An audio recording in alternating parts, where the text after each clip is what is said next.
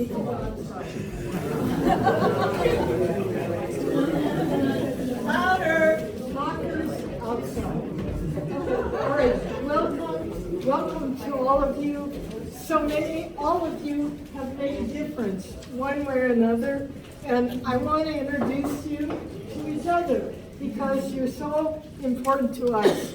So, our member residents, please raise your hands.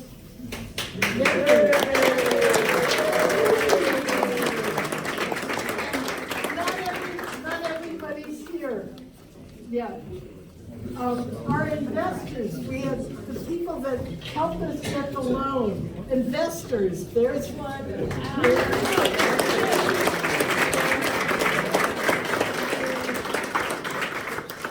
And then we have members who weren't able to stay with us, but have remained friends.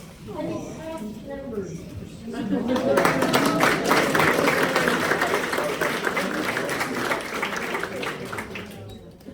Brothers, sisters, yes, nephews, nieces. Where's my sister? You have to see my sister. There's my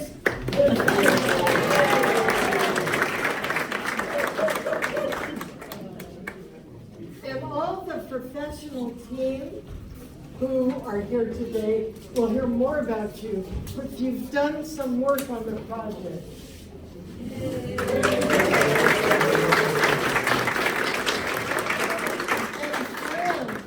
Friends who are here today. Anybody that I've left out? Friends that had to bail Ann out of jail. Neighbors from West Sac thinking about becoming members. Oh, yeah.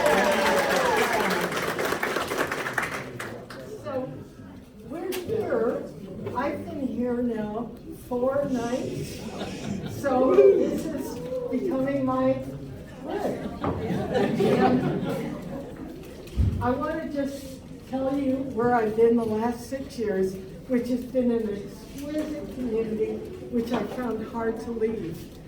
And I think that's why my sales took so long. From the Creamery, beautiful development in downtown Sacramento, and lovely people, friendly people, but I didn't get close to them.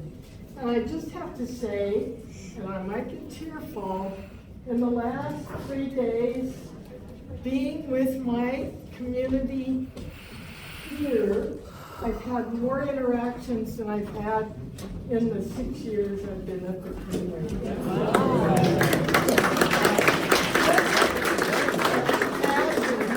Moving into a place where you already know the people. It's just quite amazing. And so, I'm privileged to have been the founder. Aren't I great? Yeah.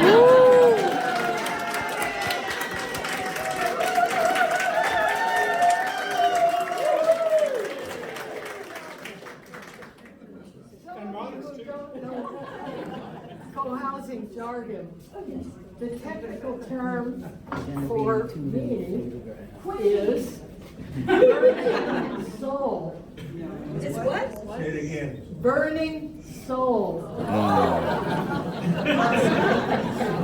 And I think that's so fun, and I did say that one time. I went to a church, he said, "You're a burning soul."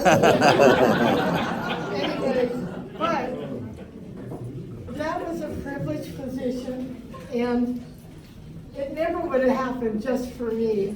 It's a collaboration of this incredible group of people that have come together, both our members and our professional team. But our members are an amazing potluck of talents.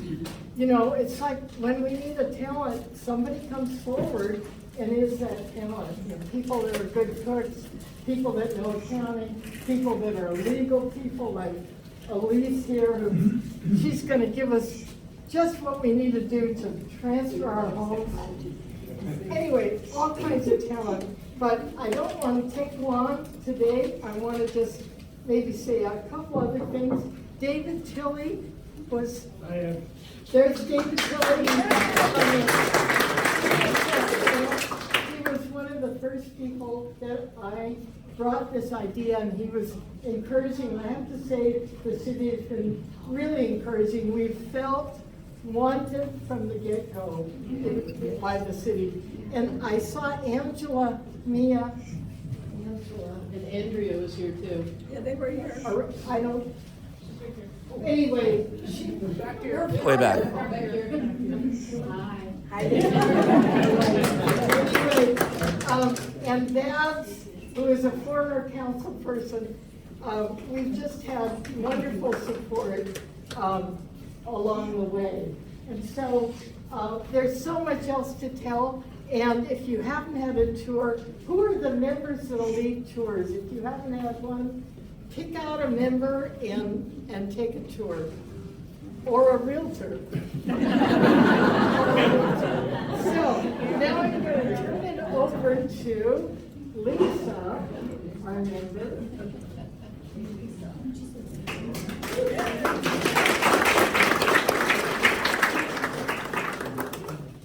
Hi, everyone. My name's Lisa Walker, and I'm a member of the Siletz tribe up in Oregon. Hold on a second, I'm a little nervous. Okay. In the language of my tribe, Da Yunash means welcome to you all. I'm going to ask you to join me in acknowledging the land that this beautiful community is on. And the people that lived here before us, the Patwin, it's spelled Patwin, but it's a soft piece, so Patwin, the Indians, and that means people in their language. And it's really important to learn this language because it is critically endangered. So over 4,000 years ago, the Patwin Indians were the first inhabitants of West Sacramento. And these Native Americans established villages. Now, see if you can conjure this in your mind. There are beautiful pictures all over the internet. And their numbers were in the hundreds in West Sacramento. The Patwin Indians took advantage of the abundant natural resources by the land and water that surrounded them. They hunted, they fished, they built boats, they built huts out of the tough grasses, and they also were great basket makers. And all of their needs were provided by this abundant environment. Despite centuries of genocide and occupation, the Patwin continued as a vibrant and resilient, federally recognized and unrecognized tribes, bands, and rancherias. Today we honor and recognize the Patwin tribal neighbors for their contributions as caretakers of the Sacramento Valley, and we honor their existence. Now I invite us to take a moment to connect with the Patwin people, present and past, by taking a breath, I'm wanting to, all the way down to our soles of our feet. And letting the word for souls, Natan, reverberate through our bodies as we stand here together, sensing this historic moment in this historic place, and let us remember the Patwin people. Our new village, Washington Commons, exists where likely many villages have existed before. We are grateful to Ann Garrity and the original founding members for recognizing this special piece of land here, and for them initiating the process to create a community here. And we are deeply grateful for all the professionals and city officials who have helped build and shepherd our community into existence. It's really exists.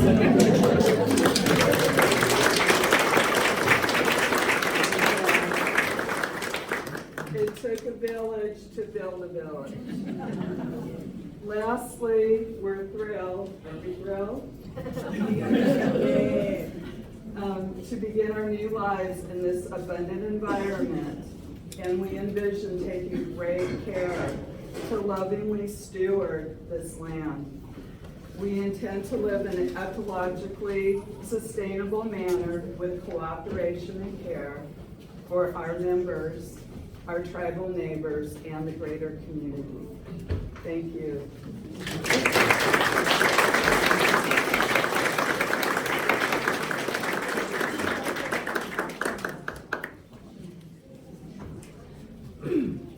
Our mayor, our wonderful mayor.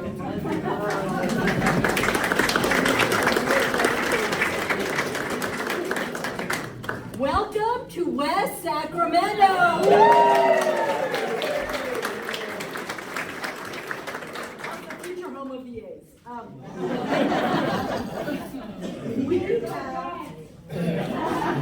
We have a lot of exciting things happening in West Sacramento. You couldn't have found a better place to set roots, to build your home, to build your community, to connect with all of us. We are so excited to have you here. And I want to thank, as a city official myself, I want to recognize, I want all the city staff to raise their hands. There's Andrea, David.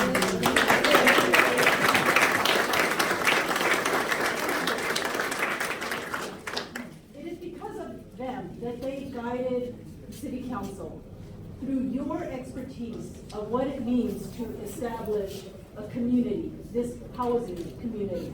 And when I sat down with you to learn more about it, to explore what is this about? I know Ann was always approaching me when I was at a State of the City. She would say, "Hey, we're here."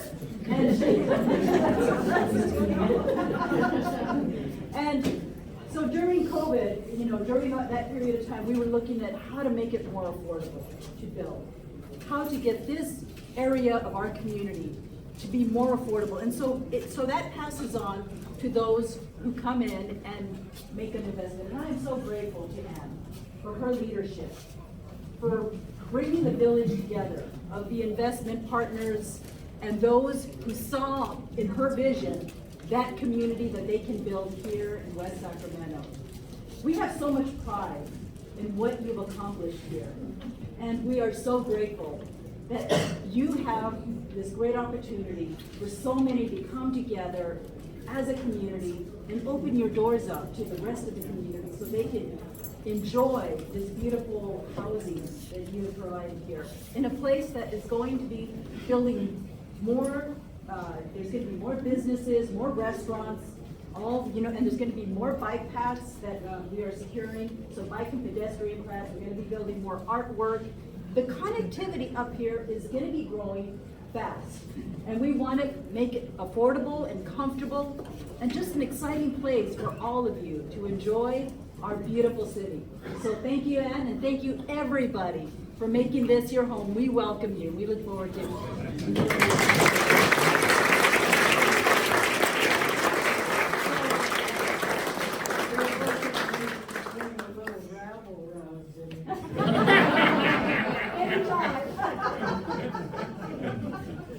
Thank you, Mayor. Very well. Okay. And so Tom, where is Tom? Let's see how our time is doing. We're at 2:16. Tom is our financial guru, and you'll take it from I'll take him. less than 45 minutes. Thank you. Tommy, I'm a member of the community, and we're delighted to be here, Madam Mayor. Thank you. The title of this little section was, I think it was a few pieces or something about pieces. And I have interpreted that to mean two things. The first set of pieces are the pieces that comprise the membership. And then the second set of pieces are the pieces that came together to allow us to finance this project. So I'll start with the membership, the member pieces. And will use a couple of metaphors and probably mangle them, but the first one I'll use is the metaphor of planet formation. So you can think of Washington Commons as starting with a nucleus of members. That nucleus then created the equivalent of a gravitational pull. The gravitational pull brought in more members. That group of members created a somewhat greater gravitational pull, pulled in more members, and eventually we got to be a planet. Washington Commons, think of it as the Washington Commons, we're the planet, and we basically reached equilibrium. So that's the first metaphor. The second metaphor is kind of one from evolution or embryology or something like that. But anyway, so those individual members came together, and as tends to happen in growth and evolution, began to specialize. That makes sense. So they formed teams, the first three of which, functional teams, the first three of which were the process team. And the process team worked on our governance, how we're going to do things collectively, so on and so forth. The second team was the development, finance, legal team. I'll let you guess what they were responsible for. They're affectionately known as DFL. And the third team was, I believe, originally the marketing and membership team, and I believe they're now marketing and outreach. So those were the three core teams that we needed people to specialize in order to do the functions that the community needed. Subsequent to that, we just continue to specialize. So we got the heart, we got the stomach, we got the liver, now we need fingernails and hair. So some teams sort of spontaneously emerge from this. Some of them emerge and stay around for a while. The kitchen team, the tech team, the participation team, those bring to mind. There are lots of others, so if I'm not mentioning you, doesn't mean not important. And then some teams that have come together and disappeared. They created a pet policy. That was fun.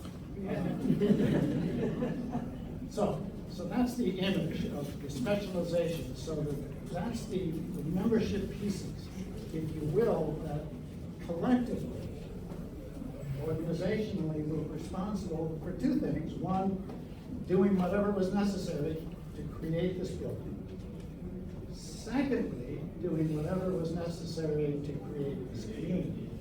So both of those things, those were the pieces that went into that soup that accomplished those things. So that's the first set of pieces. The second set of pieces, so I will talk about this because I'm interested in it. The second set of pieces were how did we finance this? So I like to think of this building as a bit of a miracle. It was a bit of alchemy. We transformed a $25 million pile of cash into this beautiful building. Danny's going to talk about how we actually did that. But I'm going to talk a little bit about where did we get this $25 million pile of cash. And the pieces that went into the $25 million pile of cash were, first of all, the members. As we progressed through time, as we became members, each of us made investments in the project. So over time, a greater and greater amount of investment happened. Some of the members who joined us and made that investment were, for one reason or another, forced to or needed to leave the community, but their investments stayed with us. They would get rewarded when we were all done. That group accounted, that total group, members and ex-members, accounted for about 40%. Five-Star Bank made our construction loan, and that accounted for about 50% of our funds. So that leaves a hole. And that hole was filled by a particularly pivotal group. And that pivotal group is our investors. If you look in our Dropbox files, you'll see a folder labeled Friends and Angels. And our investors are friends and angels. Along with several members, they invested in this community.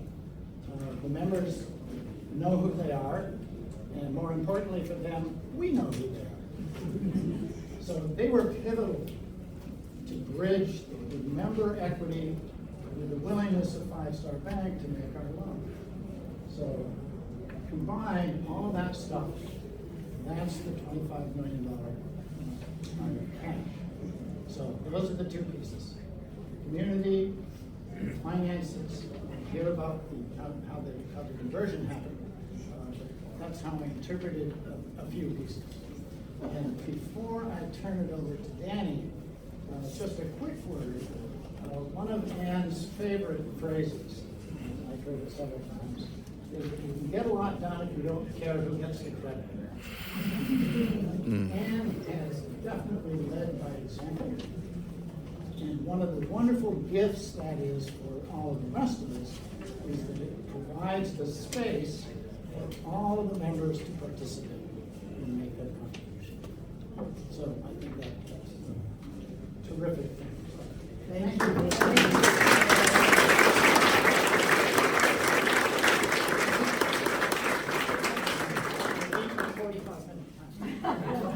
Thank you, Tom. And how did we spend the money? And of course I say this over, this is our developer who I get to hug. A woman, not. So my name's Danny Millman. I work for Urban Development Partners, and we have the pleasure of partnering with a range of co-housing groups up and down the West Coast. This one has been my re-entry into co-housing, and it's been a lot of fun. I got the easy part. I just had to spend the money. So my role primarily on this project is to really keep us on schedule and keep us on budget, neither of which has been particularly easy coming through COVID. So this group has gone through a lot. There's definitely been some spots that have seemed a little iffy, and it makes it all worth it when we're standing here in this room today. For me, a lot of people today have been asking kind of how it went, and obviously I did not build this by myself. My brothers make fun of me. They say that my job is just to stand around and point.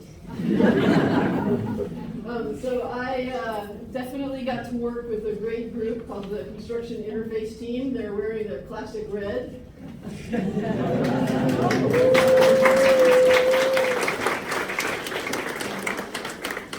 Along with our general contractor, I know we've got a couple of folks from Market One and everybody that did not sneak into the site while it was being built. So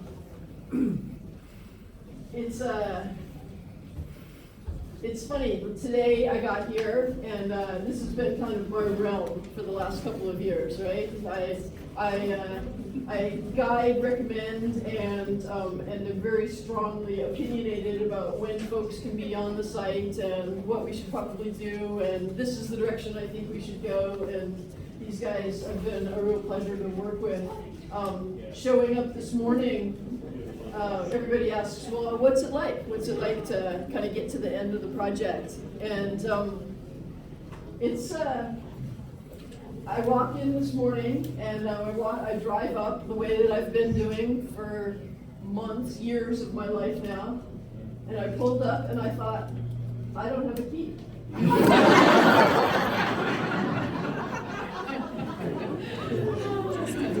And fortunately, somebody was sitting in the front lobby in our one chair, waiting for their refrigerator, and took pity on me and let me in the front door.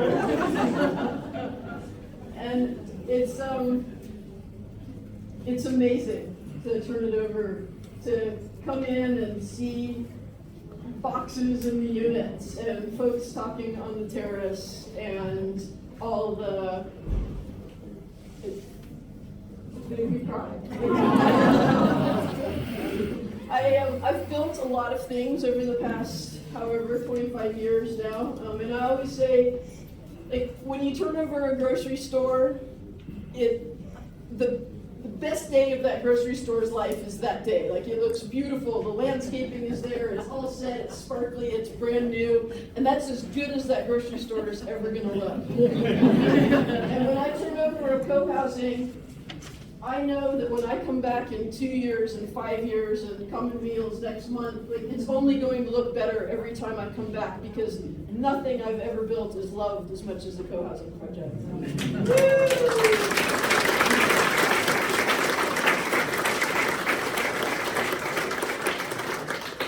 I have no idea who's next, and thank you guys very much.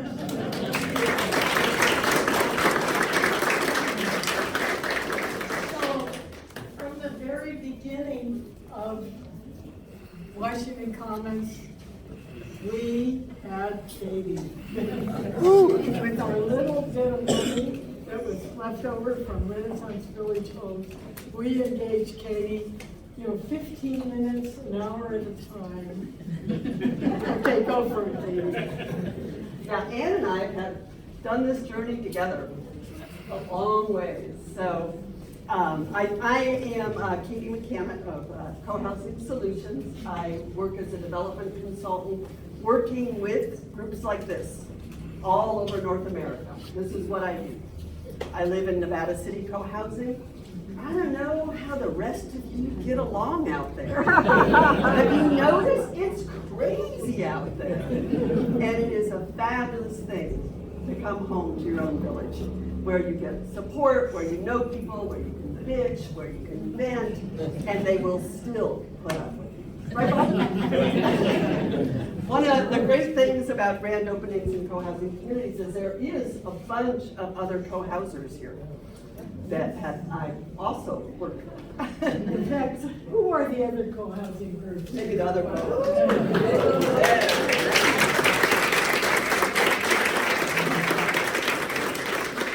We are a somewhat slowly, actually frustratingly slowly for me, growing movement.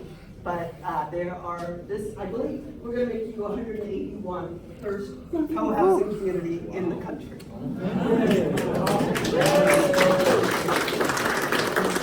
But I want to talk to go back to this idea that it takes a village.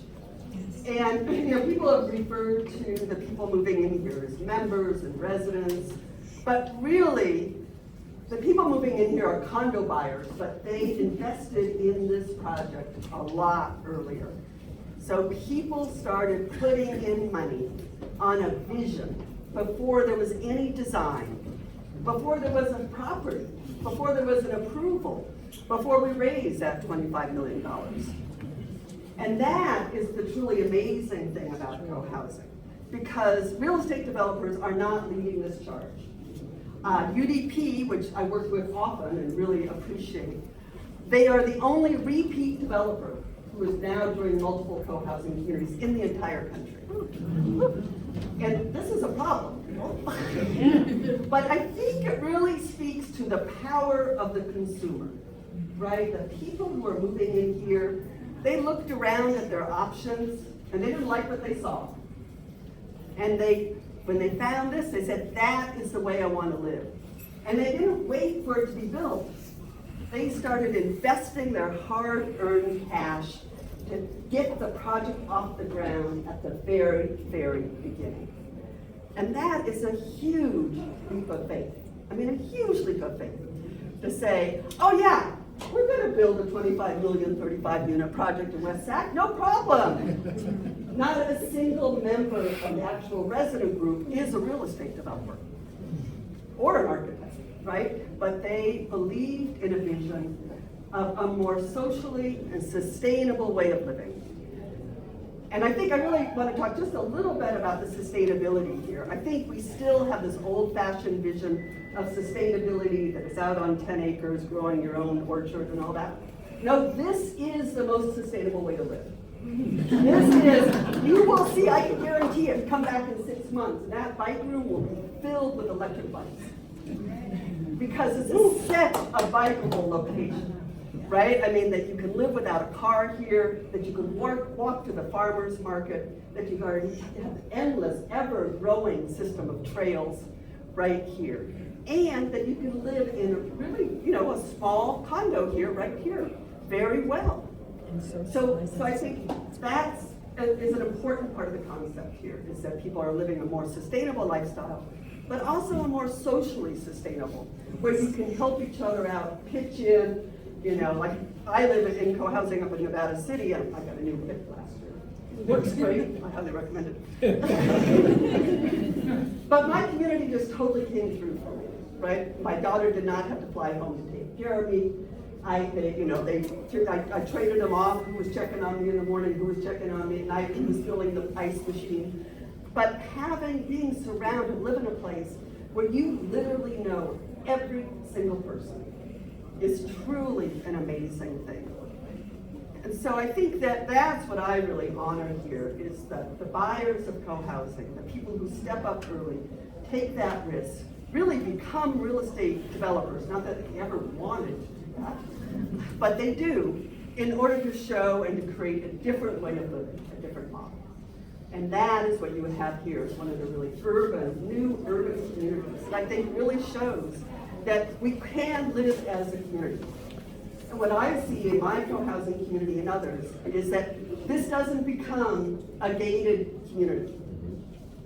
This becomes a place where people get sustenance and support, and we learn that, yeah, humanity is actually good. That there is hope, and that we can take that out into the world and support each other and say, hey, I've got this event for the nonprofit, was it Three Sisters Farm? Why don't you guys all come with me, right? Oh, hey, Women's March coming up, let's get out there. And that you are doing that with your community here and with the support. So this is not a shut the doors, are we having a great time, but a place that I think will really, hopefully, will totally sustain all of you who will be living here to be active participants in West Sacramento, in California, and the world. So that's what I'm looking for out of you.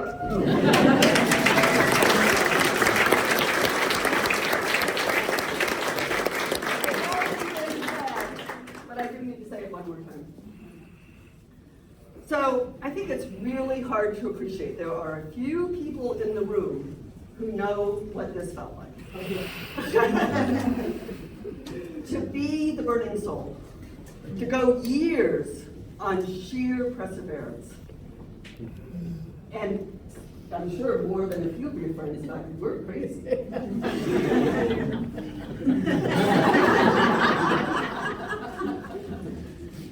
So, but some communities have small groups starting them, but some communities, there's one person we all owe this community to, and that is Ann Gary.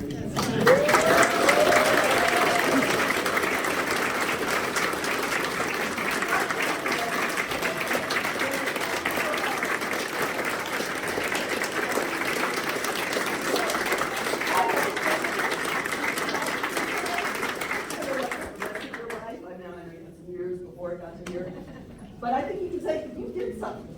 Yes.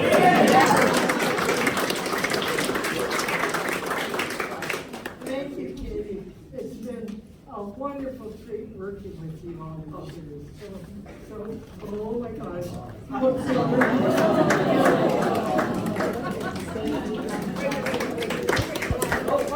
Oh yeah.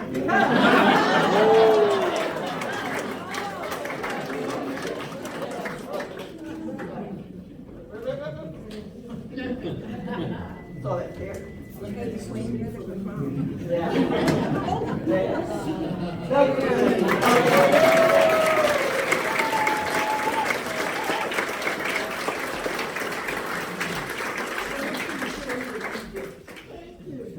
Well, and thank you all for coming. And I didn't give thanks for a wonderful group of musicians. I don't see them. Jane,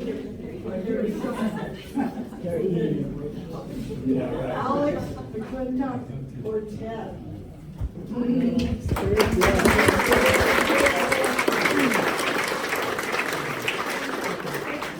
Haven't had a tour, grab one of our members and find out why they got involved. You know, it's so amazing to me, everybody has a different story. One person came here because of the stadium. Maybe you can find him. So, say hello to our members. We want to welcome you. You know we have a few units left. Tell your friends, take some postcards. Thank you so much for coming. Let's celebrate.